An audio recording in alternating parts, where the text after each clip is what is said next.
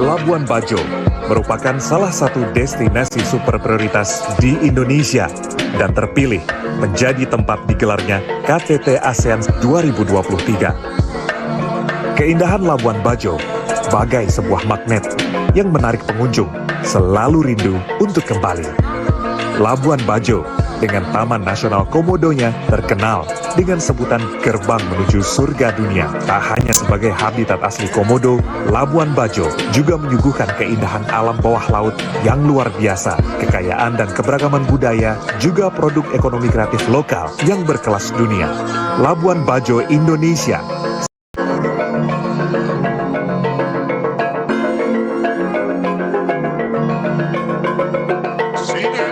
Labuan Bajo merupakan salah satu destinasi super prioritas di Indonesia dan terpilih menjadi tempat digelarnya KTT ASEAN 2023. Keindahan Labuan Bajo bagai sebuah magnet yang menarik pengunjung selalu rindu untuk kembali.